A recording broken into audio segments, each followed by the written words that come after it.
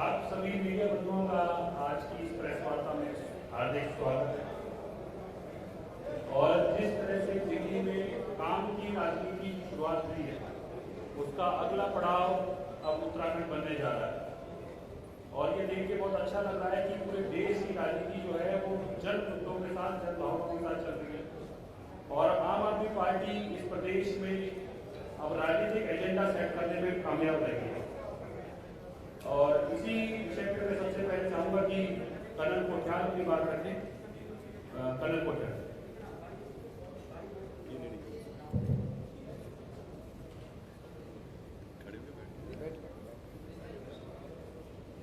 अभी हम जब रास्ते में आ रहे थे, मेरी किस्मत अरविंद केजरीवाल सर के साथ गाड़ी में बैठ करके, तो मैं सोच रहा था कि आज ये जो दिन है, क्या ये वाकई में हमारे बहुत बड़ा गर्व वाला दिन है या हमारी किस्मत वाला दिन है, जिस दिन सर को यहाँ पे पहली बार ऑफिशियल विजिट में देहरादून आए हैं। अभी कुछ दिनों से मैं पहाड़ों में घूम रहा था, तो वैसे तो हम सबको पता है कि उत्तराखंड में क्या मूलभूत जरूरत है हर इंसान की, लेकिन जब मैं पहाड़ों में घूम रहा था तो मेरे को महिलाएं जो खेती में अपने रुपाई कर रही थी, वो खेती में रुपाई छोड़ करके हमसे मिलने आकर के ये बोलना चाह रही थी कि बेटा देखो, आम आदमी पार्टी ये हेल्थ, एजुकेशन, रोजगार ये तो देगी ही देगी, लेकिन ये बताओ कि जो हमारे सामने से गंगा नदी बह रही है, जिसमें सबसे बड़ा टिहरी डैम बना हुआ है, यहाँ से बिजली पैदा हो रही है, यहीं का पानी है, क्या वो मूलभूत सुविधाएं भी आज की सरकार या आज की हमारी जो गवर्नेंस है वो नहीं दे पा रही है पिछले 20 साल से। तो मैं सोच रहा था आज आते हुए एक आदमी जिसने अपनी मेहनत से सबसे बढ़िया जो इंजीनियरिंग कॉलेज होता है आईआईटी खड़गपुर से इंजीनियरिंग करी, उसके बाद में टाटा स्टील में उस जगह नौकरी करी जहाँ पे कि माओवादी थ्रेट है आज के जमाने में और लोग बड़े पिछड़े हो गए थे। उसके साथ मदर टेरेसा जैसी संस्थाएं जो मदर टेरेसा ने बनाई थी, नॉर्थ ईस्ट इंडिया में क्या समस्याएं हैं, सिक्किम में किस तरीके का आज एक समाज चलता है, उनके ऊपर स्टडी करी। उसके बाद सिविल सर्विसेज वो क्वालिफाई करा, उसके बाद नौकरी करी।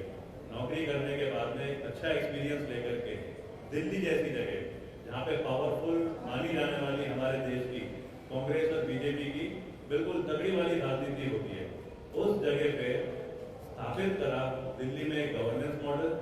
वहाँ पे साबित करके दिखाया कि वो गवर्नेंस मॉडल में जो मूलभूत सुविधाएं हैं वो देने के बाद ही दिल्ली के पढ़े लिखे लोग वो बार बार रिपीटेडली 2 बार कांग्रेस बीजेपी को आउट करके एक पार्टी को अपने इलेक्शन में जिता करके लेके आ रहे हैं। इसका मतलब तो बड़ा साफ है कि ये गवर्नेंस मॉडल है जो उत्तराखंड में करने में और आसानी है, लेकिन हो नहीं पा रहा था। क्यों?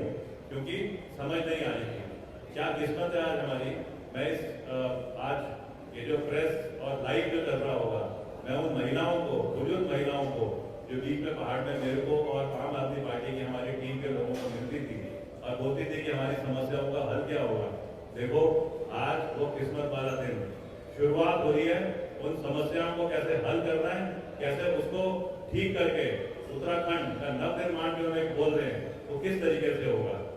आज मैं जरूर अरविंद केजरीवाल सर को सबसे पहले तो धन्यवाद बोलना चाहता हूँ कि आप हम सबका हौसला बढ़ाने यहाँ पे आए, और यकीन दिलाना चाहता हूँ पूरी आम आदमी टीम की तरफ से, आम आदमी पार्टी की टीम की तरफ से उत्तराखंड में जो है कि जो आपने हमारे लिए सोच बनाई थी कि मैं उत्तराखंड के लिए भी कुछ करना चाहूँ तो मेरे को अच्छा लगेगा, आज उस सोच को पूरा करने के लिए टीम धीरे धीरे स्ट्रॉन्ग होती जा रही है, लोगों के अंदर जज्बा बढ़ता जा रहा है। अब खाली बस एक चीज रह गई है, ग्राउंड पे इम्प्लीमेंट करना।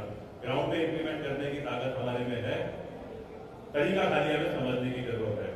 कोई भी हम कभी भी नेगेटिव पॉलिटिक्स नहीं खेलेंगे, फालतू के हम कमेंट्स नहीं मारेंगे कि बिजली फ्री हो जाती है, पानी फ्री हो जाता है, रोजगार दे देंगे।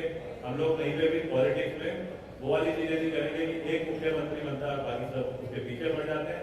हम गवर्नेंस का एक अच्छा मॉडल लेके आएंगे और उसके लिए मैं अरविंद केजरीवाल सर से रिक्वेस्ट करूंगा कि वो सबको हमको अपने संबोधन से अच्छे तरीके से अवगत करें। धन्यवाद।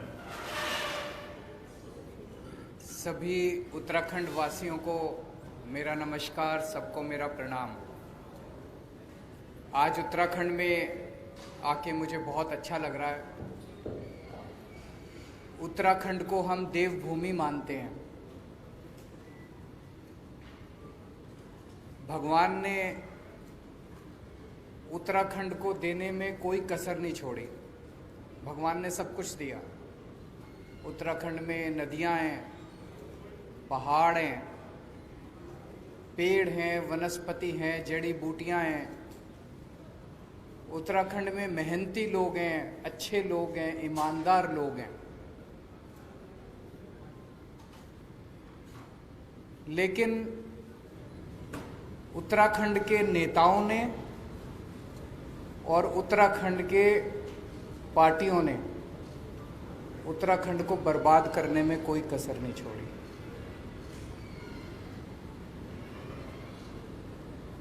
आज उत्तराखंड के अंदर दो पार्टियां हैं। तो जैसे चक्की होती है, चक्की के दो पार्ट होते हैं, उन चक्की के दो पार्टों के अंदर दाने पिसते हैं, ऐसे इन दो पार्टियों के बीच में उत्तराखंड और उत्तराखंड की जनता पिस रही है पिछले 20 साल से। इन दोनों पार्टियों ने बड़ी अच्छी सेटिंग कर रखी है, बड़ी अच्छी सहमति बना रखी है आपस में, और बड़े तरीके से है, सिस्टमैटिक। आप 2000 से उठा के देख लो, एक बार तुम, एक बार हम, एक बार तुम, एक बार हम, एक बार तुम लूटो, एक बार हम लूटेंगे, एक बार तुम लूटो, एक बार हम लूटेंगे। अभी हम देख रहे हैं कि सत्ताधारी पार्टी के पास सीएम ही नहीं है। एक बनता है, फिर सत्ताधारी पार्टी को लगता है नहीं ये भी निकम्मा, फिर दूसरे को बनाते हैं, फिर कहते हैं नहीं ये भी मेरे ख्याल से 70 साल के भारत के इतिहास में ये पहली बार हो रहा होगा कि कोई अपनी पार्टी खुद ही कहती है कि हमारा सीएम बेकार है। वैसे तो अपोजिशन वाले कहते हैं भाई ये पार्टी खराब है, ये सीएम खराब है, ये तो खुद ही कह रहे हैं कि हमारा सीएम खराब है, इसको बदल रहे हैं। अब फिर दूसरे को भी कहते हैं ये भी खराब है, इसको भी बदल रहे हैं। तो वहां पे सीएम की लड़ाई चल रही है, उनके पास सीएम नहीं है। फिर विपक्ष है, विपक्ष के पास नेता नहीं है। वहां पे विपक्ष का नेता चुनने के लिए पिछले महीने भर से दिल्ली के अंदर दिल्ली के चक्कर काटे जा रहे हैं। उत्तराखंड की जनता के विकास के बारे में कौन सोचेगा? क्या इन दोनों पार्टियों में से किसी भी पार्टी को उत्तराखंड की जनता की चिंता है? उत्तराखंड की जनता के बारे में कौन सोचेगा? उत्तराखंड के विकास के बारे में कौन सोचेगा? इन दोनों पार्टियों को कोई परवाह नहीं है। दोनों पार्टियां केवल सत्ता की लड़ाई लड़ रही हैं, कुर्सी की लड़ाई लड़ रही हैं। आज इतनी महंगाई हो गई है, एक आम आदमी को अपना परिवार चलाना मुश्किल होता जा रहा है। हर चीज महंगी होती जा रही है।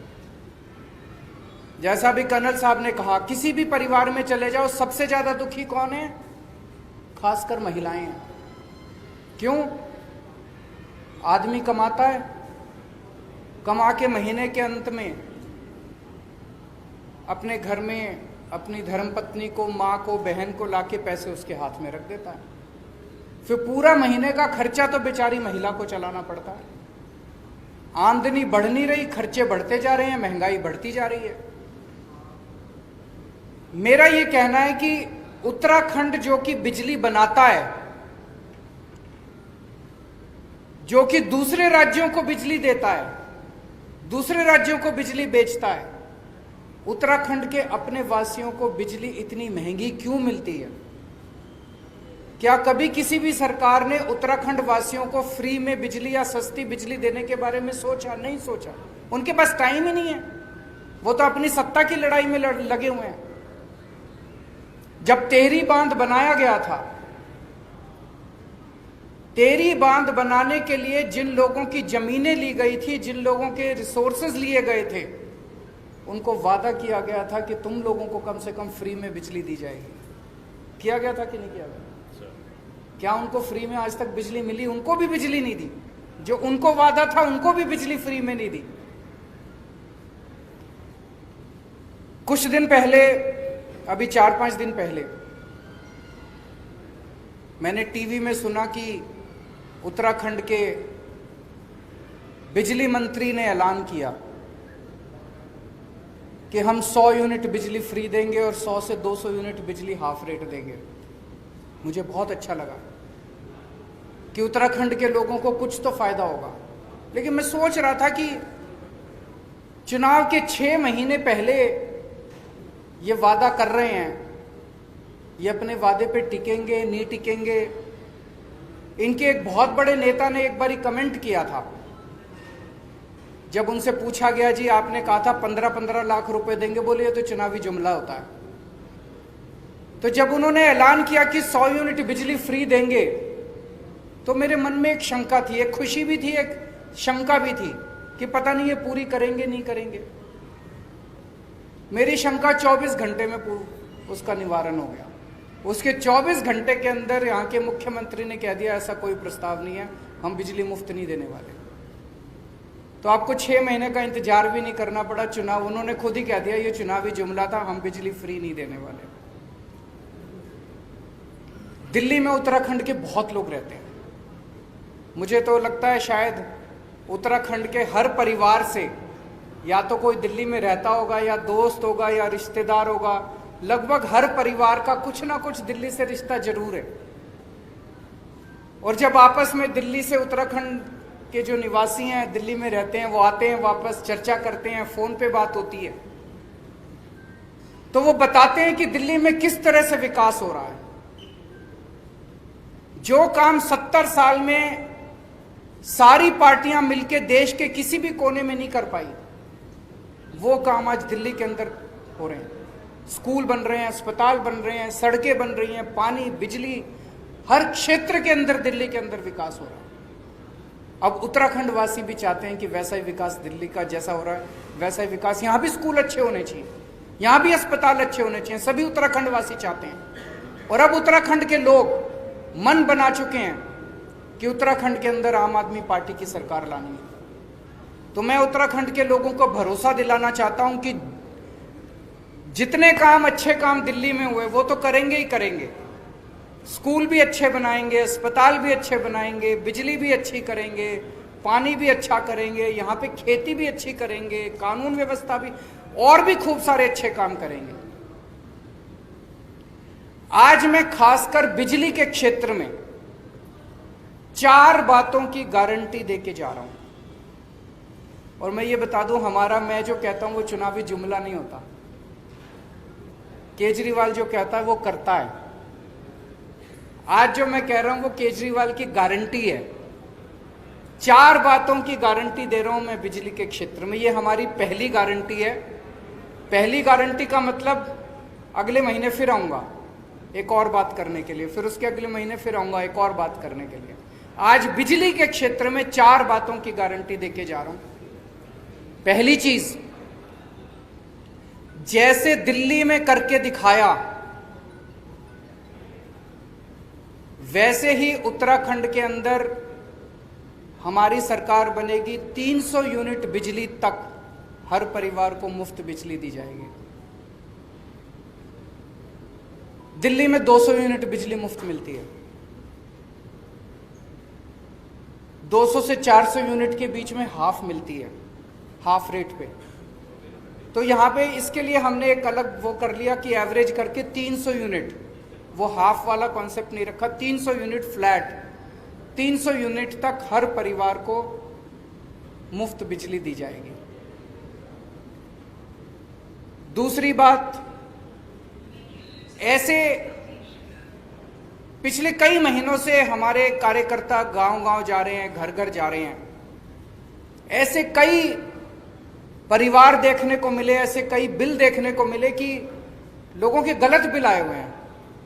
और कई बार होता है कि जानबूझ के गलत भेजे जाते हैं। 60,000 का बिल भेज दिया, अब वो बेचारा जब ठीक कराने जाता है तो उसको कहते हैं 10,000 दे दे, तेरा बिल माफ कर देंगे।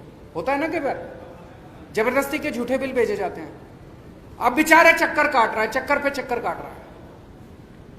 इतने बड़े स्तर के ऊपर गलत बिल आए हुए हैं कि उनको अगर ठीक करने के लिए सारी मशीनरी भी लगानी पड़े तो वो कम पड़ जाएगी। तो दूसरी बात, पुराने बिल माफ किए जाएंगे, पुराने बिल नहीं देने पड़ेंगे, एक नए सिरे से शुरुआत की जाएगी। तीसरी चीज, कोई पावर कट नहीं लगेगा। दिल्ली में करके दिखाया हमने। उत्तराखंड में 24 घंटे बिजली देंगे। फ्री बिजली का यह मतलब नहीं है कि बिजली कम देंगे, पूरी बिजली देंगे, 24 घंटे बिजली देंगे, मुफ्त बिजली देंगे। दिल्ली में जब मैं मुख्यमंत्री बना 2015 में, जब दूसरी बार हमारी सरकार बनी थी, मेरे को याद है 2014 की गर्मियां, दिल्ली में 7-7, 8-8 घंटे के पावर कट लगते थे। बहुत बुरा हाल था दिल्ली के अंदर, इतने पावर कट लगते थे।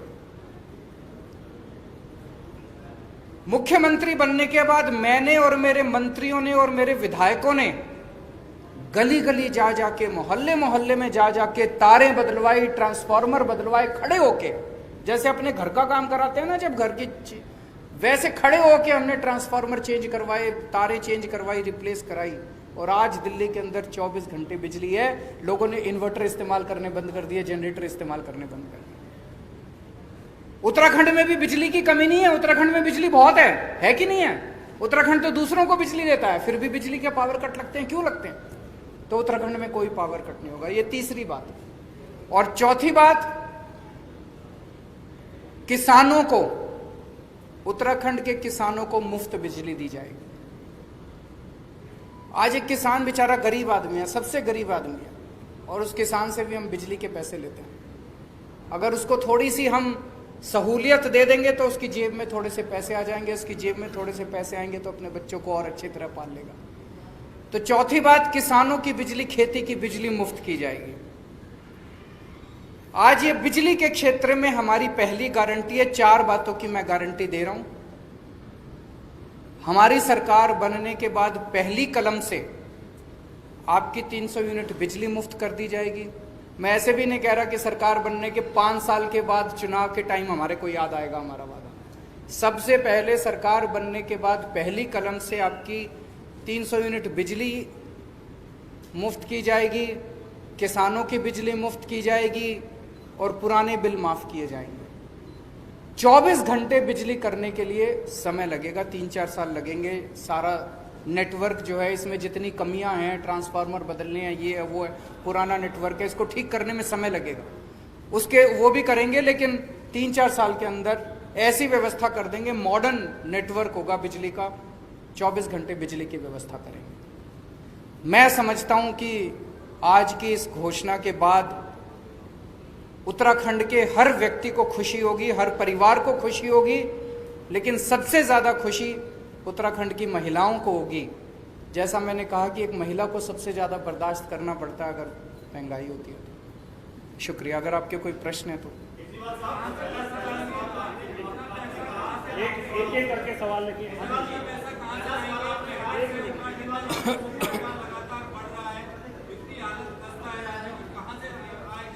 वो भाई साहब ने बड़ा अच्छा प्रश्न पूछा। 1 मिनट में प्रश्न रिपीट कर देता हूं।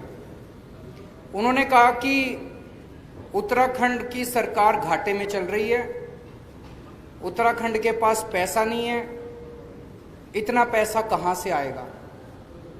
आपकी जानकारी के लिए बता दूं, जब दिल्ली में हमारी सरकार बनी थी, दिल्ली सरकार भी घाटे में चला करती थी।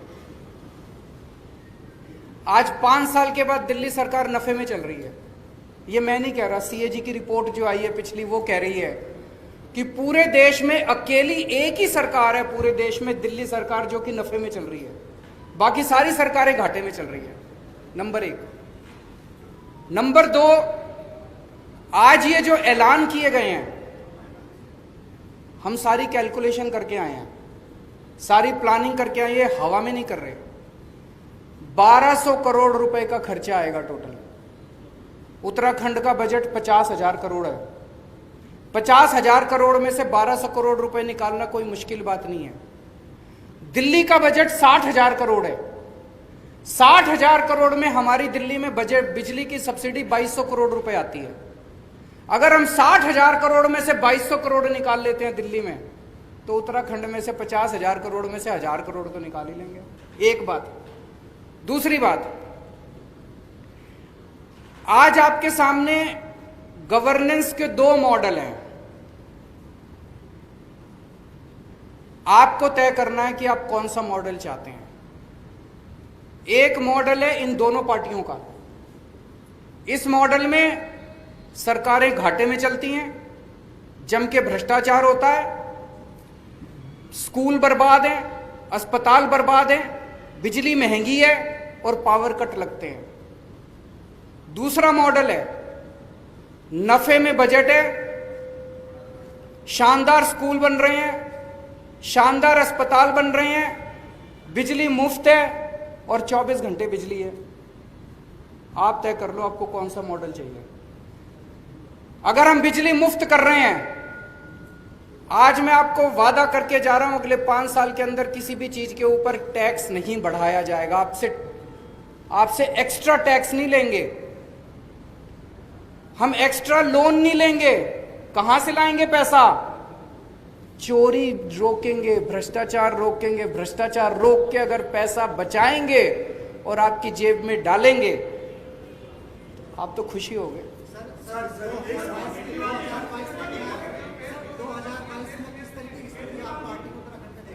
अच्छी स्थिति होगी जी, अगर अच्छा काम कर रहे हैं। अगर बिजली फ्री देंगे तो आप बताओ, आप वोट दोगे नहीं दोगे? सारे वोट देंगे। जिस जिसको अच्छे स्कूल चाहिए, जिस जिसको अच्छे अस्पताल चाहिए, जिस जिसको 24 घंटे बिजली चाहिए, जिस जिसको फ्री बिजली चाहिए, सब देंगे वोट। एक मिनट, वो काफी देर से बोल रहे हैं। एक उनको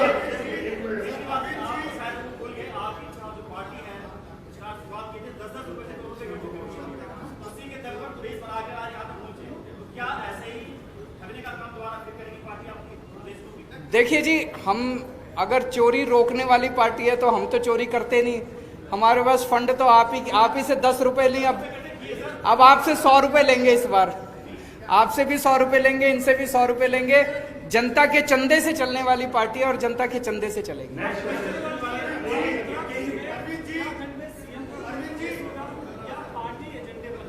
सीएम का फेस होगा। बहुत जल्दी मैं उत्तराखंड आऊंगा और आपके सामने सीएम का चेहरा अनाउंस करके जाऊंगा। एक मिनट, ये काफी देर से बेचारे। मेरा सवाल एजुकेशन पे लेके है, जहां उत्तराखंडी देहरादून वासी बेपना उत्पीड़न हो रहा है, अत्याचार हो रहा है फीस को लेके। स्कूलों की दशा बहुत खराब है, जहां एनुअल फीस और स्कूल फीस बॉन्सिंग होने के बाद बच्चों को स्कूल से क्लास से उठा के ऑफिस में जमा कर लिया जाता है और उसके पेरेंट्स को बुलाया जाता है। इस शिक्षा के विभाग को लेकर आप क्या सोचते हैं? मैं आपसे 100% सहमत हूं जी।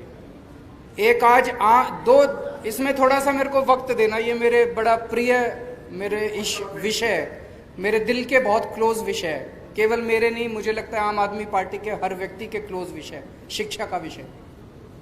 आज हमारे देश में 2 तरह की शिक्षा व्यवस्था है, एक पैसे वालों के लिए और एक गरीब के लिए।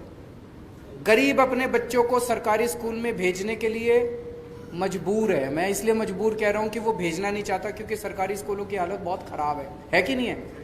जिसकी जेब में थोड़ा सा पैसा आ जाए, वो एक वक्त की रोटी काट के अपने बच्चे को प्राइवेट स्कूल में भेजना चाहता है।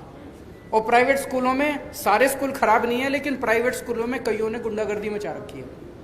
अनाप शनाप पैसे लेते हैं, library charge, development charge, picnic charge, फलाना चार्ज, ढिमका चार्ज, इतने चार्ज लगा रखे हैं, आदमी बेचारा पिस जाता है। दिल्ली में हमने 2 काम करे। एक तो सरकारी स्कूल इतने शानदार कर दिए कि अब बड़े बड़े अच्छे मिडिल क्लास के लोग भी अपने बच्चों को प्राइवेट से निकाल के सरकारी में भर्ती करा रहे हैं। भारत में 75 साल आजादी के हो गए, कभी ऐसा नहीं हुआ कि किसी प्रदेश के अंदर सरकारी स्कूल इतने शानदार हुए हों। मैं आप सारे मीडिया वालों को आमंत्रित करता हूं, आइए मेरे स्कूल देखिए दिल्ली के अंदर, आइए हमारे स्कूल देखिए। हाथ कंगन को आरसी क्या, मैं अगर झूठ बोलूं तो आप आके देखो, अपने दोस्तों को फोन करके पूछो। और दूसरी चीज, 5 साल से दिल्ली के अंदर प्राइवेट स्कूलों को फीस नहीं बढ़ाने दी। जिस स्कूल ने फीस बढ़ाने की हिम्मत की, उस स्कूल को फीस केवल कम नहीं कराई, बच्चों के पैसे वापस कराए हैं। ढेरों स्कूल ऐसे हैं जहां पे बच्चों के अकाउंट में, पेरेंट्स के अकाउंट में पैसे वापस गए हैं। यहाँ तो बंद स्कूल में फीस ली जा रही है। तो इसीलिए आम आदमी पार्टी की सरकार बनवाई, आपके पैसे वापस कराएंगे हम। हाँ जी।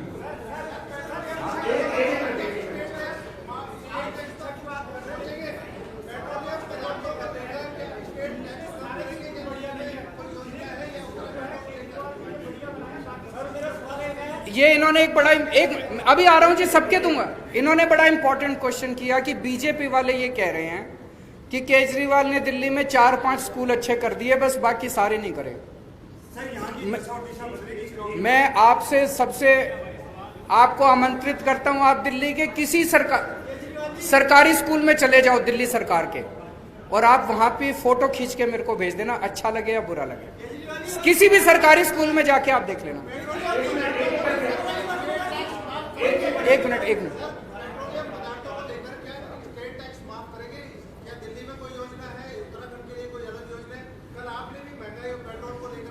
एक चीज बताओ, आप एक चीज बताओ, मान लो 100 रुपए का पेट्रोल है, मैं अभी एग्जैक्ट फिगर नहीं बोल रहा हूं, 100 रुपए में मान लो 20 रुपए तो लेती है स्टेट गवर्नमेंट और 60 रुपए लेती है मान लो सेंट्रल गवर्नमेंट। कम किसको करने चाहिए? सेंटर को कम। एक मिनट सुनो तो सही, मेरी बात तो सुन लो। जितनी भी राज्य सरकारें हैं, वो सारी राज्य सरकारें बेचारे छोटे से रेवेन्यू पे चलती हैं। इतना सा तो रेवेन्यू है, सेंटर बढ़ाती जा रही है, आप कहते हो स्टेट कम करे, तो स्टेट चलेगा कैसे? आपको डिमांड करनी चाहिए कि सेंटर कम करे। सेंटर ने सेंटर जो इतनी टैक्स पे टैक्स, इंटरनेशनल लेवल पे तेल के दाम घटते जा रहे हैं और हमारी केंद्र सरकार टैक्स बढ़ाती जा रही है, तो ये तो सही नहीं है। लास्ट क्वेश्चन,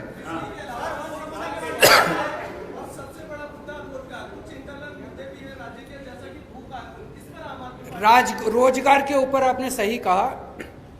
हमारी पार्टी के अंदर आजकल कर्नल साहब जो हैं युवाओं के बीच में घूम रहे हैं, युवाओं के बीच में बातचीत कर रहे हैं। रोजगार को लेके हमारी पार्टी के अंदर पूरा प्लान बन रहा है। अगले कुछ महीने के अंदर मैं दोबारा आपके बीच में आऊंगा, रोजगार के ऊपर कुछ ना कुछ आपके साथ साझा करूंगा।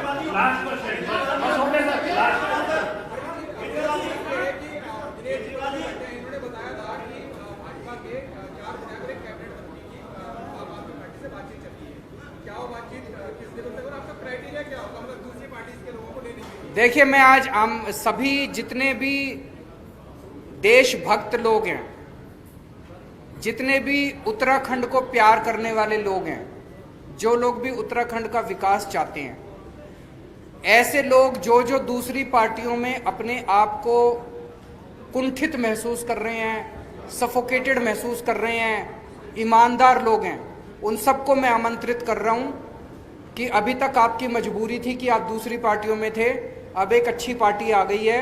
उत्तराखंड की राजनीति करवट ले रही है, उत्तराखंड की राजनीति बदलने वाली है, उत्तराखंड की दिशा और दशा बदलने वाली है। आप सब लोग आइए और आम आदमी पार्टी ज्वाइन कीजिए। बहुत बहुत धन्यवाद, शुक्रिया, थैंक यू, धन्यवाद।